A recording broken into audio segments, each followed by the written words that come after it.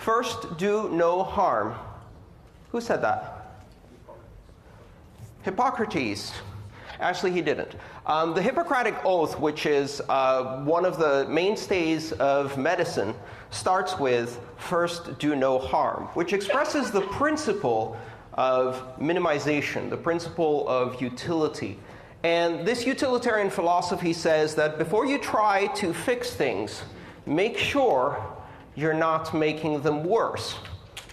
Ironically, Hippocrates, the father of modern medicine, or the father of medicine, period, didn't say this, and it wasn't part of the Hippocratic Oath. It wasn't part of Hippocrates' writing. It was added after the introduction of modern science in the mid-19th century. First, do no harm. Because some things are not just useless, they're worse than useless. They actually do harm. And that is the title of my talk today, Worse Than Useless. Hippocrates was actually a big proponent of bloodletting. And bloodletting was a practice that started in the ancient Mediterranean region that involved balancing the humors in the body by bleeding people out slowly. And the idea was that the various fluids in the body need to be balanced, kind of like a hydrodynamic system, right? Before modern science started thinking of our body as a machine that's made of clockwork, right, which is the 20th and 19th century visualization of science, the ancients saw science as a matter of essences, of humors, earth, fire, water, air. And part of the idea of bloodletting was that if these things are out of balance, you need to release some blood to bring things into balance. This practice continued all the way through to the 19th century. And one of the things I love is that one of the most famous victims of bloodletting was the founder of the United States, George Washington, or one of the founding fathers. And late in his life, George Washington woke up one day with a sore throat, and he was a big fan of bloodletting as a medical practice. So he invited his doctors slash butchers to do a nice bloodletting, and over the next 4 days, they bled about 7 pints of blood out of him. And the historical record records this: despite the treatment, he passed 4 days later. Now, some of us might say, because of the treatment, he died 4 days later. And it's an irony that this practice continued for 2,500 years. Why is it important to remember this concept of do no harm is because unless you follow the scientific method, many of the common practices that we apply today are based not on science, but on superstition, on anecdote, on wishful thinking, on righteous morality. And one of those is financial surveillance and the system of know your customer and anti-money laundering rules. The modern system of banking, brought into being by the Bank Secrecy Act, 1970s, is a creation that bears no scrutiny from science. It is based on the righteous moral thinking that bad people should not have access to money. And as long as we trust those in authority to tell us who the bad people are, and assume they're not the bad people, then everything will work out. If you criticize this idea, you're not presented with facts, you're not presented with data, you're not presented with science. You are accused of not being morally righteous enough to understand that we must, for all reasons, protect the children. Won't somebody please think of the children? Because there are criminals out there. There are bad people, and if bad people can use money, they might use it to do bad things. And it's very difficult to prosecute the bad things, but it's a lot easier to prosecute the money. And so we do it. And does it work? No. But if this practice was useless, that would be good, because it's not useless. It's worse than useless. In fact, it does enormous harm. Enormous harm. Part of the reason that billions of people around the world have no participation in the world economy, are financially excluded, is directly related to the fact that a closed financial system, where authority is given to few to decide who is good and who is evil, to decide who should have access to money and who should not, and which starts with the fundamental idea of identity being a requirement for every endpoint of every transaction, is a system that will always exclude billions. In the age of the internet, we have come no further in terms of financial inclusion, and in fact, we are now backtracking. Entire countries, entire continents are disconnected from the world economy in order to satisfy the moralistic bourgeois idea that we are safer if we allow bureaucrats to decide who has access to money and who doesn't. Money laundering happens. Money laundering happens every day. But there are some who can money launder without consequences.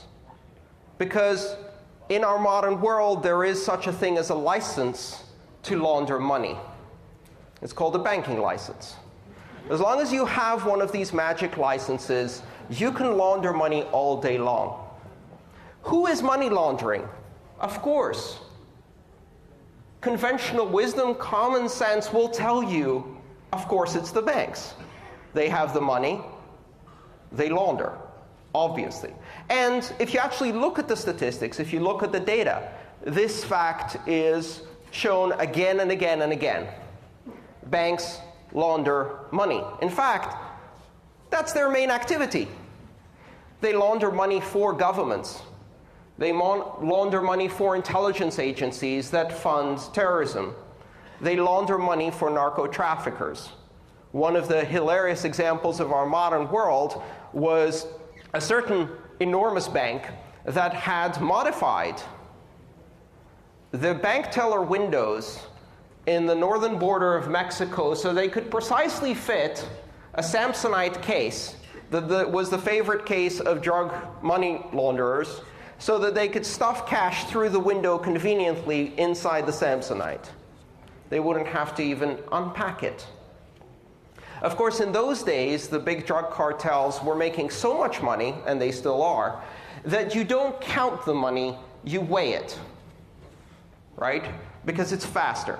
And who has time to count a truck full of money if you can just calculate the net weight in dollars? Money laundering is something that banks do on a routine basis, and every time they're caught, they pay a fine, no one goes to jail, and banking continues, which means that this is a fundamental part of business, and it is rewarded with a series of incentives that ensure that by playing these fake regulations, they get the competition out of the game. One of the reasons that no one can compete with traditional banking using technology is because the regulations ensure that they will not be given an opportunity. You must ask for permission first, and the answer is always no. Unless you can afford a banking license, and unless you can afford the license to money launder, and then the fines that come with that as part of doing business, which of course banks can afford because there's only one thing that banks do well, and that's make a lot of money.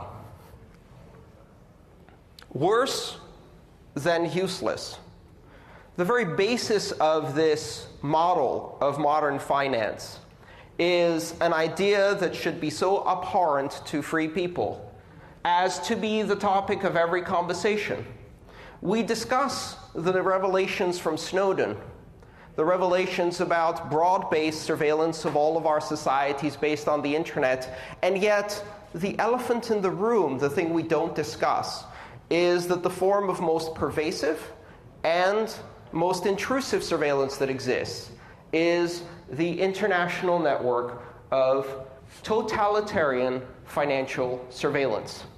Every time you use a debit card, every time you use a credit card, every time you use a bank account, every transaction gets funneled to every intelligence service and every government that has access to this network. When people criticize Bitcoin, they say it will enable the dark net. What is the dark net? Well, presumably the dark net is a network that is invisible to most of us, that operates on top of or in parallel with the internet, and on which massive amounts of illegal activity happen. If that is the case, the dark net's name is Echelon, Prism, Keyscore. Those are the names of the dark web. The dark net is operated by intelligence agencies because they are on a daily basis committing massive crimes against human rights.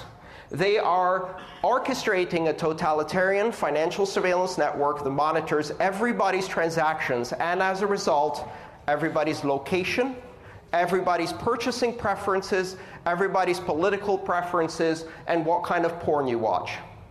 Because all of that is tied to your financial life, because everything is tied to your financial life. This system of totalitarian financial surveillance is the dark net. They don't fear the dark net. They just don't want us to have one too. Worse than useless, because this system ensures that 2.5 billion people live in the world with absolutely no access to financial services. 4 billion people if you count their families, and minimal access to the most basic financial services. And if you really count the type of power banking that a Western person has, 6 billion people have much more limited access to that. This is what this is about. This is about the other 6 billion. Why does Bitcoin matter? Because Bitcoin enables us to build a system where we flip the traditional balance between secrecy and privacy. What is secrecy? What is privacy? Privacy is what I have, not because someone gives it to me, but because I take it. And not because it was granted as a privilege, but because it is my human right as a human. I had it from birth. I will have it forever. And that is immediately suspect. Secrecy is the ability of a government that is supposed to be subservient to its voters, to operate for the consent of the governed, to instead bypass democratic control, to bypass auditability, to bypass accountability, so they can funnel billions of dollars into black projects that fund terrorism, that fund drug lords. Who funds ISIS? Our tax money does. That's the uncomfortable truth. Not Bitcoin. Dollars, rubles, yuan. Money laundering is a government activity supported by banks. Terrorism financing is a government activity supported by banks. And yet, they have the audacity to claim that the simple idea that people should be free to transact and participate in a global economy and exercise their birthright of privacy is going to cause the world to descend into chaos, mayhem, anarchy. What happens if people can transact anonymously? Nothing happens. For thousands of years, people were transacting anonymously. The greatest, most established, most private, transaction-free, peer-to-peer network of payments is called cash. We had it for thousands of years. And then suddenly in the 70s, we decided this was dangerous. and instead we needed to move to a world of totalitarian financial surveillance. That's what it is. It's all-encompassing. It's all-powerful. It is all-secret. That's what the word totalitarian means. It is fascist. And yet somehow we have been persuaded that for the sake of the children, we must operate in a world where every one of our transactions is visible, but every one of their transactions is private. And I say that's the wrong way around. I say we have to flip that equation, and we have to flip it fast, because the reason the world is in chaos is partly because of that. You want to breed terrorism? Cut people off from the world economy. Trap them in poverty. Remove justice. And what happens is war.